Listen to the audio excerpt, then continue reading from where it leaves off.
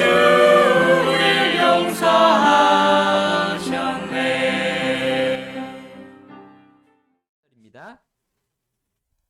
그 후에 그들이 예수님을 가야바에게서 데려가 재판정으로 끌고 가니 이른 아침이더라. 이에 그들 자신이 더럽혀지지 아니하고 유월절 음식을 먹고자 하여 재판정에 들어가지 아니하더라.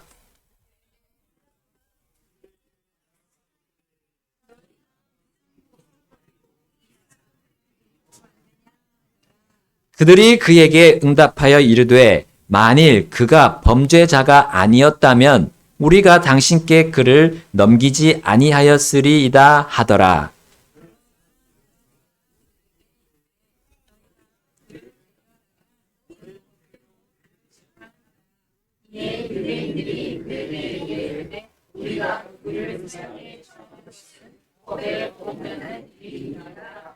함께 읽겠습니다.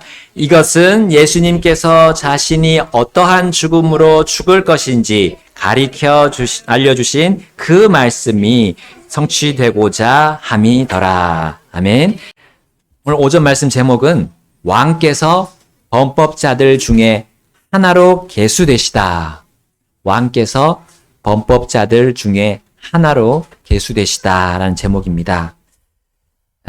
우리 베드로가 우리 지난 시간에 보았듯이 아버지의 뜻을 어기고 있을 때 예수님은 아버지의 뜻을 지키고 계셨습니다. 베드로가 하나님이신 예수님을 부인하고 있을 때 예수님은 자기 자신을 부인하고 계셨습니다. 베드로가 말씀을 성취하시는 그 성령님의 인도에 따르지 않을 때 예수님은 말씀을 성취하시는 성령님을 따르고 계셨습니다. 그리고 베드로는 예수님의 말씀 성취 바깥으로 나가려고 했지만 결국 예수님의 말씀 성취 안으로 들어올 수밖에 없었습니다. 여러분, 우리 사람이 하나님 앞에서 연약하고 정말 힘이 없다는 것, 그것을 알고 인정한다면 우리 사람이 주 예수님, 이 하나님이신 주 예수님을 믿지 못할 근거는 없습니다. 주 예수님이 죄인인 나를 위해서 십자가에서 죽으셨고 묻히셨으며 부활하셨음을 거부할 만한 그런 근거를 우리는 찾아볼 수 없을 거예요. 내가 연약한 사람인 것을 안다면요. 내가 정말 죄인인지를 안다면요. 여러분, 주님을 부인하지 못할 근거들이 오히려 수없이 많습니다. 수없이 많이 드러나 있어요. 그럼 우리 세대적 진리라는 책의 그 저자 클라렌스 라킨 그분은 이렇게 그 세대적 진리라는 책에서 우리에게 제시했습니다. 자, 이제 우리는 그리스도의 초림에 관한 구약 예언자들의 예언 가운데 109가지가 문자적으로 성취된 것임을 알고 있습니다. 신약은 구약 성경 말씀을 845회나 인용하였는데 그중 333회는 예수 그리스도에 관한 예언입니다. 그것들은 그리스도를 대입하지 않는다면 의미가 없는 것처럼 보이는 모형이나 비유로부터 시작해서 때로는 정확한 예언에 이르기까지 매우 다양합니다. 여러분, 예수님이 자신에 대한 109가지 예언을 우리 지금으로부터 2000년 전에 다 이루셨던 거예요. 그렇다면 나머지 224회에 대한 자신에 대한 그 미래 예언도 그분이 얼마든지 이룰 수 있을 거라는 거. 여러분, 우리가 믿지 못할까요? 예수님이 약 2000년 전에 이 땅에 오셔서 그 109가지의 예언을 다 이루시려면 다 맞아떨어져야 되거든요. 그러니까 인간적인 확률로 계산을 해보면 이 불가능한 일입니다. 그렇게 이룰 수가 없는 일이에요. 하나님, 예수님이 그 109가지를 다 성취하는 일이요. 그러나 예수님은 인간이 아니었습니다. 물론 사람의 몸을 입고 오셨지만 하나님이셨어요. 자, 예수님이 그렇게 말씀 성취를 하고 계시던 그 밤중 내내 그분은 안나스와 이 대제사장인 가야바에게 신문을 받으셨어요. 잠도 주무시지 못하셨죠? 자, 이제 아침이 밝았습니다. 그들은 예수님을 로마 총독 빌라도에게 보냈습니다. 이제 빌라도의 그 재판정 안으로 이제 끌고 갔어요. 그리고 자신들은 이제 유월절을 거룩히 지켜야 되기 때문에 재판정 안으로 들어가지 않았습니다. 그러나 정말 죄가 없으신, 온전히 거룩하신 예수님은 총독 빌라도에게, 그 이방인들에게 넘기면서 고소를 했던 거예요. 여러분, 빌라도는 무슨 고소거리가 있는지 물었습니다. 그들은 단지 이렇게 대답했어요.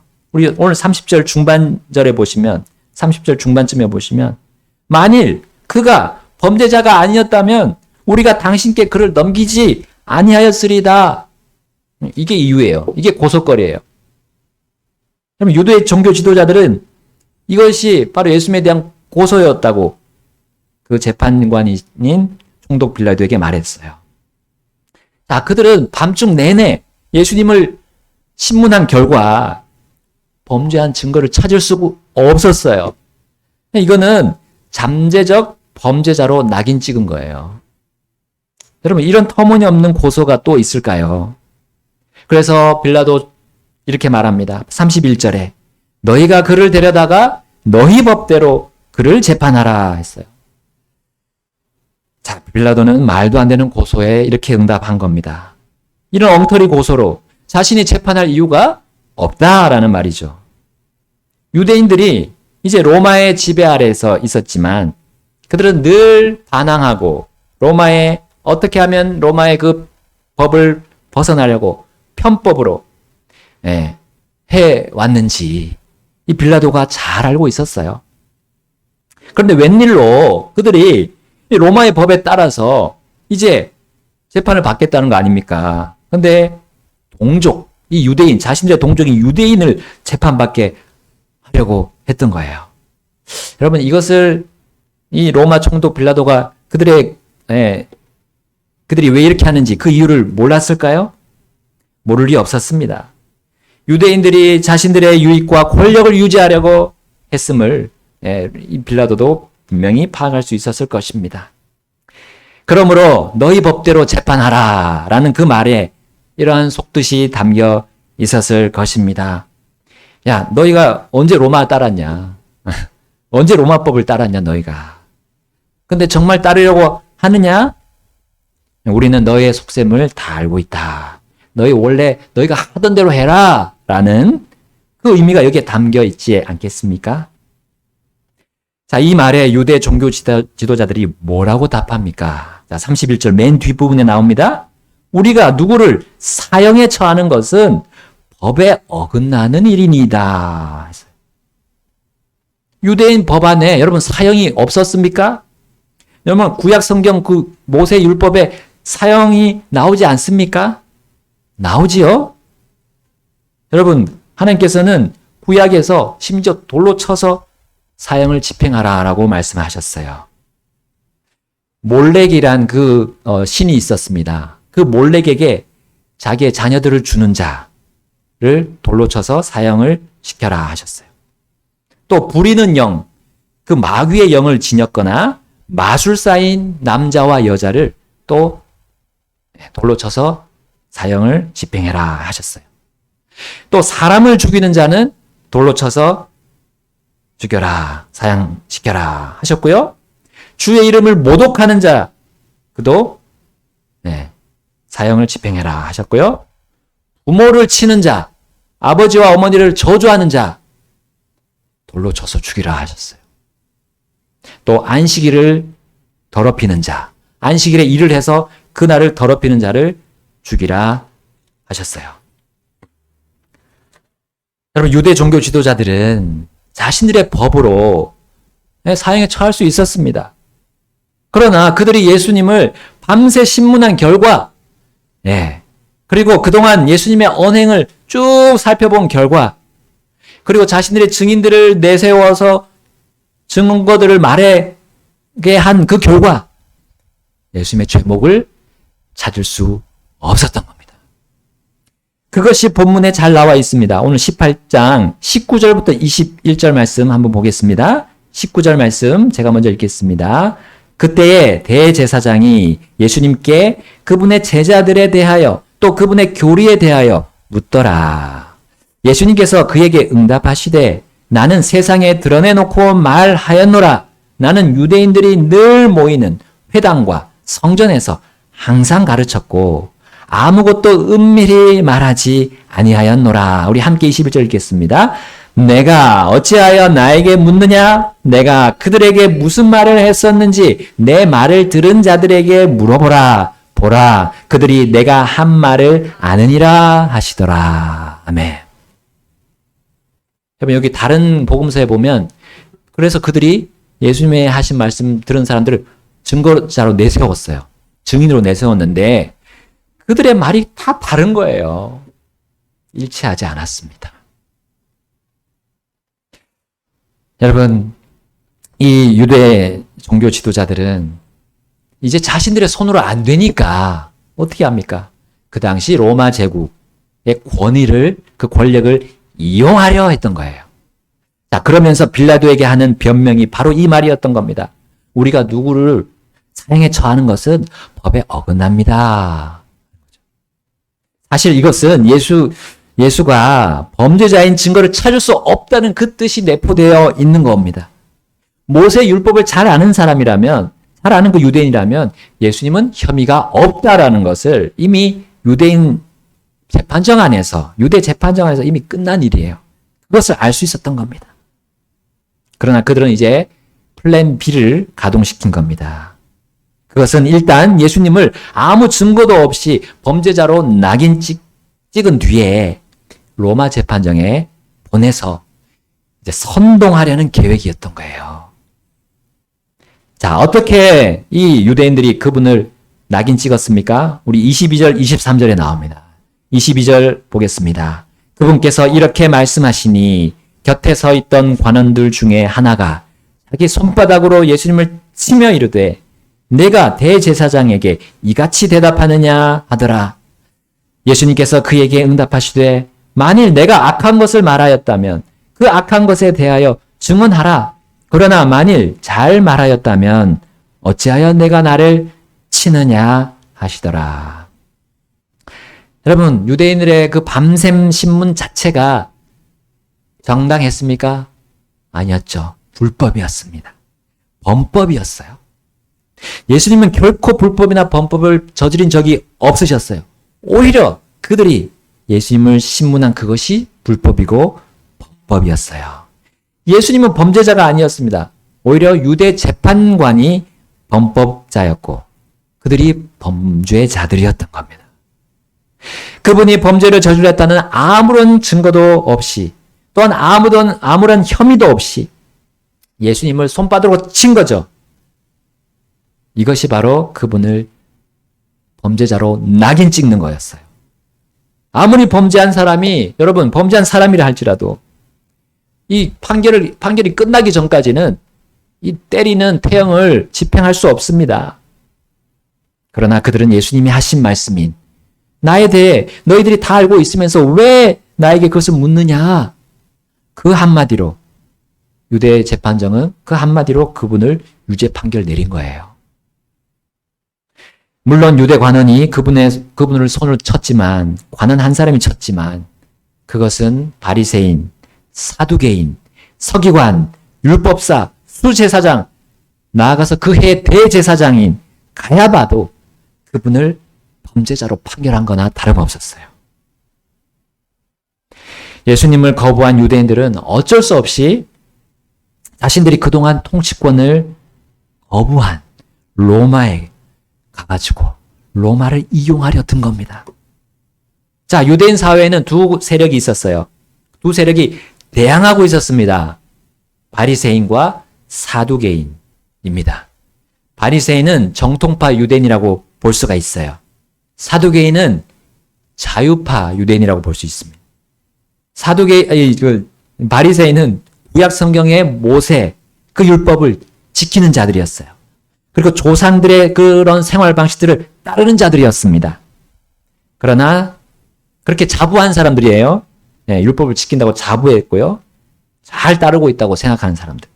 그러나 사두개인은 다른 민족들의 법, 또 다른 민족들의 생활 방식, 다 받아들이자.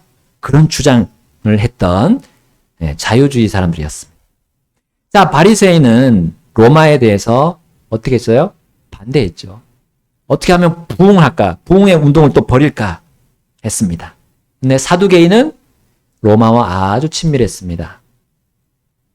완전히 원수 관계입니다. 이 두 세력이. 그런데 이 두 세력이 예수님을 범죄자로 낙인 찍는 일에는 하나가 되었다는 사실입니다. 그들은 서로 타협해서 예수님을 처단하는 일에 함께 손을 잡은 거예요. 그리고 그 당시 강력한 제국인 로마까지도 끌어들여서 자, 우리 서로 우리 유익을 나눠 갖자라는 거예요. 그렇게 로마 총독 빌라도에게 가서 제안한 것이나 다름없었던 겁니다. 그러나 사람들의 이러한 계획과 모의가 과연 자신들에게 영원토록 유익을 가져다 주었을까요? 그들의 그 악의적인 계획들을, 자신들이 이루고자 하는 그 계획들이 결국은 하나님의 말씀의 성취 안에 있었던 겁니다. 하나님의 말씀 성취 밖으로 나갈 수가 없었어요. 자, 그것이 오늘 본문 18장 32절입니다. 우리 함께 읽어보겠습니다. 32절 시작. 이것은 예수님께서 자신이 어떠한 죽음으로 죽을 것인지 가리켜 알려주신 그 말씀이 성취되고자 함이더라. 아멘. 여러분, 사람들이 절대적인 신, 하나님을 생각하는 그 고정관념이 있어요. 자, 그것은 하나님께서 어둠을 만들지는 않으셨다. 모든 것을 창조하셨지만 어둠은 창조하지 않으셨다. 그래서 어둠의 반대인 빛으로 계시고 그 절대적인 신은 이 반대 어둠의 신과 싸운다라는 거예요. 자, 그래서 우리 그리스 신화에 나오는 제우스 신과 또 하데스 신이 쌍둥이로 이렇게 나오더라고요. 자, 쌍둥이로 나오되 제우스는 하늘과 천국을 다스리고 또 땅을 이제 보면서, 근데 하데스는 이 땅과 지옥을 지배한다. 그렇게 말하고 있어요. 그러나 이 신화들은 하나님의 통치를 떠나서 마음대로 살고 있는 마귀 사탄의 속임수입니다. 하나님에 대해서 분명히 알지 못하도록 혼란을 주는 거죠. 마귀는 항상 그렇게 일하고 있어요. 여러분, 하나님은 이 세상을 창조하실 때 어둠도 만드셨어요. 이사야서 45장 7절에 이렇게 나옵니다. 나는 빛을 짓고 어둠을 창조하며 나는 평안을 만들고 재앙을 창조하나니 나 주가 이 모든 것들을 행하느니라. 아멘. 그렇다고 하나님은 악을 행하는 존재는 아닙니다. 하나님은 항상 늘 선하시다라고 성경은 수도 없이 말씀하고 있어요. 그분은 영원히 선하신 분입니다. 그분은 자신의 완전한 계획, 선하신 그 뜻을 이루기 위해서 악과 어둠의 영역을 허락하실 분이에요. 그러나 반드시 그 악한 일도 모든 것이 그 모든 것 안에 들어있어요. 하나님이 하시는 모든 일 안에 들어있는데 그 허락하시는 그것이 합력해서 선으로 종결 지으시는 분이에요. 선으로. 곧 자신의 예언과 약속을 반드시 성취하십니다. 세상 죄를 제거하시기 위해 그래서 예수님은 죽으셔야 했어요. 어린 양이신 예수님은 죽으셔야 했습니다. 우리의 죄값을 담당할 수 있는 분이 하나님 한 분밖에 없으셨기 때문이에요. 우리는 물론 우리의 이해력으로 다 이해할 수는 없습니다. 그러나 하나님은 우리를 위해서 그렇게 하셨다고 말씀하셨고 우리를 그 말씀 성취 안으로 우리를 인도하고 계십니다. 그것이 구원이에요. 죄인은 구원받아야 되죠. 죄인은 그대로 있으면 죽는 겁니다. 그 죄값을 담당해야 되는 것이 그것이 죽음이에요. 자, 우리 물에 빠진 사람이 어떻게 합니까? 날 좀 살려주십시오. 날 살려주십시오 하고 하지 않습니까? 제가 휴가 가서 그 옆에 있는 사람 보고 도와주세요, 도와주세요. 그 마음이 그랬어요. 그것이 구원해 달라는 우리의 마음의 소원입니다. 그런데 그것을 알려면 하나님께서 하신 일을 봐야죠. 예수님이 무엇을 하셨는지 봐야 됩니다. 이 말씀 성취 안으로 여러분 악을 행하는 자들이 서로 타협하고 합세해서 지금 들어온 것뿐이에요. 그들의 일은 영원히 이루어지지 않습니다. 그런 영원히 유익을 나눠 받지 못합니다. 그러나 그들은 그렇게 했어요. 특히 로마는 당시에 유대와 소아시아 그리고 중동뿐만 아니라 그리스, 유럽 그리고 북아프리카까지 엄청난 영토를 지배하던 세력이었습니다. 그러므로 그러한 로마 제국의 총독으로서 이 빌라도는 이 조그마한 이 쬐깐한 작은 민족이 자기들끼리 지지고 볶는 이런 상황을 오히려 즐기지 않았을까요? 로마에게는 큰 이득이 되는 겁니다. 지금 유대인끼리 싸우는 이 일이 그렇게 여겨졌을 것입니다. 예수라는 유대인을 같은 유대 지도자들이 데려와가지고 곧 자신을 미워하는 그들이 로마를 미워하는 그들이 자신에게 재판을 받겠다는 것. 이 흔히 있는 일이 아니었기 때문일 겁니다. 빌라도의 일이 무엇이었습니까? 자, 로마 군대와 함께 이 예루살렘에 머물면서 유대인들끼리 똘똘 뭉쳐서 로마를 대항할 그 힘을 키우지 않는지를 살피는 일이 아니었습니까? 감찰하는 그 일이 그의 일이었던 거예요. 우리나라 일제시대처럼 말입니다. 그러므로 이렇게 그들끼리 분열하는 상황은 로마에게 유익할 뿐입니다. 자, 그래서 이제 빌라도는 심심풀이로 이 상황을 즐기지 않았을까 생각합니다. 자, 빌라도는 유대 지도자들이 갑작스럽게 와서 자신에게 진지하게 신문하여 재판하기를 구하는 것을 보고 자, 예수님께 이렇게 묻습니다. 그 첫 질문이 오늘 본문 33절에 나옵니다. 함께 읽어보겠습니다. 시작. 이에 빌라도가 다시 재판정에 들어가 예수님을 불러 그분께 이르되 내가 유대인들의 왕이냐 하더라. 아멘. 자, 빌라도는 예수에 관한 유대인들의 고소를 들었습니다.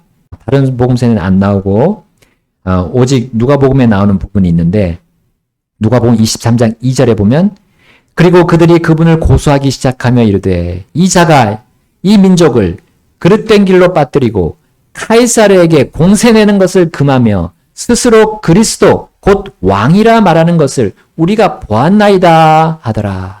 자, 요것도 고소 내용에 하나 들어 있었습니다. 카이사르면 로마 황제잖아요. 황제 칭호입니다.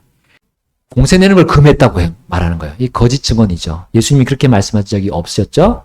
카이사르의 것은 카이사르에게, 하나님의 것은 하나님에게 바치라 라고 그 당시 말씀하셨는데 거짓 증언한 거예요. 자, 이렇게 해서 이 거짓 고소로 로마 사람들을 자극하는 거죠. 선동시키는 겁니다. 빌라도 역시 이제 자극을 받게 되면 화가 나기 때문에 그리고 이 사람을 범죄자로 밀고 나갈 수 있기 때문에 그렇게 한 거죠. 자, 반면에 그는 유대인 예수가 왕이라고 했다는 것, 이것으로 유대인들을 조롱할 수 있는 것으로 선택할 수도 있었어요. 자, 빌라도는 후자를 선택하면서 즐겼던 겁니다. 이 사람이 너희들 유대인의 왕이냐 하면서 비꼬은 거죠. 너희가 범죄자로 생각하는 이 사람이 너희들의 왕이냐 하면서 조롱한 겁니다. 근데 예수님은 자신이 유대인의 왕이다, 내가 유대인의 왕이다, 혹은 왕이 아니다라는 그 말씀을 하지 않으셨어요. 대신 묘한 대답을 하십니다. 34절 함께 읽겠습니다. 34절 시작. 예수님께서 그에게 응답하시되 내가 이것을 스스로 말하는 것이냐 아니면 다른 사람들이 나에 대하여 그것을 내게 말한 것이냐 하시더라. 자, 오히려 역으로 질문하시는 거죠. 되물으셨어요. 무슨, 예수님 어떤 생각을 가지고 하신 겁니까? 곧 빌라도 총독, 당신은 지금 즐겨야 할 때가 아니다. 당신의 재판의 임무를 성실히 해라. 라는 말씀이었음을 저는 믿습니다. 여러분, 왜냐하면 그 다음에 말을 우리가 들을 수 있기 때문에 그렇습니다. 빌라도가 어떻게 대답했습니까? 35절입니다. 빌라도가 응답하되 내가 유대인이냐? 네가 속한 민족과 수제사장들이 너를 내게 넘겨주었도다. 내가 무엇을 하였느냐 하더라. 여기 앞에 나온 말, 빌라도 자신이 내가 유대인이냐라고 말했어요. 여러분, 이렇게 말한 그의 심중을 한번 생각해 봅시다. 처음에 빌라도는 예수님 보고 네가 유대인들의 왕이냐라고 물음으로 유대인들을 조롱했어요. 조소했어요. 비웃은 거예요. 그러나 그는 예수님이 야, 네가 이것을 스스로 말하는 것이냐라고 되물으셨을 때 태도가 매우 진지하게 바뀌었습니다. 내가 유대인이냐? 난 유대인 아니다. 나는 유대인은 상관없다. 난 로마 시민이고 로마 출신이고 이 위대한 로마 제국의 총독이다라는 거죠. 그는 이 재판이 결코 즐겨야 될 재판이 아님을 깨닫게 되었어요. 우리 예수님의 모습을 보십시오. 여러분, 범죄자로 낙인 찍혔는데 지금 우리 같으면 정신이 없을 거예요. 왜 나를 억울하게 해도 나를 여기다 데려왔냐. 나 아무 잘못도 안 했는데 왜 나를 신문하느냐. 이렇게 하실 거 아닙니까, 우리는. 그러나 예수님은 하나님이셨고 그것을 보여주는 게 하나님의 아들이란 말입니다. 여러분, 예수님이 하나님이심이 이 장면에서 우리도 여실히 드러남을 볼 수 있습니다. 하나님은 모든 권력자들에게 권위를 주신 분입니다. 권력을 주신 분입니다. 모든 이 세상의 가정의 아버지들에게 권위를 주신 분이 하나님이세요. 그런 가장 높은 권위와 권력을 가지신 분이 여러분 자신이 통치하는 이 세상의 통치를 또 재판과 심판을 설렁설렁 대충대충 하실까요? 늘 공의롭고 의로운 자신의 재판과 심판을 사람들이 지금 하는 이런 장난 같은 식으로 하실까요? 그러나 마귀 사탄은 그리스 신화를 비롯해서 온갖 그 신화들 안에 장난식으로 하는 내용들을 넣었습니다. 사람들을 장난식으로 재판하더라고요. 그리스 신화, 오만 신들을 보면 결코 진지하지 않습니다. 그들의 판결은 더럽고 불결하죠. 그러나 우리 그리스도인들이, 하나님의 자녀들이 믿고 따르는 분은 진지하십니다. 모든 일들을 정확하게 판단하십니다. 변명의 여지가 없이, 핑계의 여지가 없이 완전하게 판단하시는 분입니다. 그분이 하나님이시고요. 지금 예수님이 내가 너에게 권력을 줬으니 너가 똑바로 하라는 거죠. 그럼 우리 가정에 아버지들이 있습니다. 아버지들의 책임이 사실 굉장히 막중합니다. 그 권위가 하나님으로부터 왔기 때문에 정확하게 우리 하나님을 안다면 내 가정을 하나님이 주신 이 말씀에 있어요. 완전한 말씀이 있어요. 이 말씀에서 떠나면 우리 아버지들은 제대로 판단할 수 없을 거예요. 그러나 하나님이 주신 이 완전한 말씀 안에서 우리 가족들을 올바로 이끌고 바르게 인도해 줄 수 있을 것입니다. 예수님은 그런 분이세요. 그런 예수님이 우리 믿는 자들의 아버지들 안에 계세요. 그래서 도와주십니다. 우리 아버지들은 그 책임이 있다고 너무 중압감 가질 필요는 없어요. 주님이 계십니다. 주님이 우리를 도와주세요. 완전한 말씀으로, 완전한 판단, 완전한 이 훈계라고 했습니다. 시편 119편을 보시면 훈계, 여러 가지 말씀들에 대한 그런 단어들이 나와요. 예수님은 하나님의 예언과 약속의 성취를 계속 이루셨어요. 그리고 그렇게 될 것을 다 아신 분입니다. 그러나 미리 안다고 하셨어도 그분은 그 신화들의 신들처럼 장난식으로 하지 않으셨어요. 장난식으로 사람들을 대우하면서 즐길 거리로 그들을 이용하지 않으셨습니다. 예수님은 유대 지도자들이 자신을 범죄자로 낙인 찍었을 때조차도 진지하게 받아들이셨습니다. 왜냐하면 그분은 가장 높으신 하나님, 주들의 주, 왕들의 왕의 그 말씀, 그 예언을 성취하고 계셨기 때문입니다. 그럼 우리도 우리의 삶이 하나님의 주신 말씀들을 성취하는 삶이 되기를 주님이 바라세요. 그렇게 나아간다면 우리의 삶이 헛되지 않습니다. 우리의 계획과 우리의 뜻이 그분의 계획과 뜻에 맞추는 것이기 때문에요. 주님이 그 모든 것을 받아주시고 영원히 남겨주실 것입니다. 예수님의 말씀 성취는 이사야서 53장 12절 보고 마치겠습니다. 그러므로 내가 그에게 위대한 자들과 함께 나눌 몫을 나누어 줄 것이며 그가 강한 자들과 노력한 것을 나누리라. 이는 그가 자기 혼을 쏟아 죽기까지 하며 그가 범법자들 중에 하나로 계수되었기 때문이라. 그가 많은 사람의 죄를 담당하였은즉 범법자들을 위해 중보하였느니라. 아멘. 범법자들 중에 하나로 계수되심. 이분이 바로 예수 그리스도이십니다. 여러분은 혹시 개인적으로 이 예수 그리스도를 이 범법자 중에 하나로 계수되신 나를 위해서 나를 대신해서 나 때문에 범법자 중에 하나로 계수되신 이 예수님을 받아들인 적이 있으세요? 나의 구주로 들어오십시오. 나의 구주가 되십시오 하고 아버지 하나님께 구한 적이 있으세요?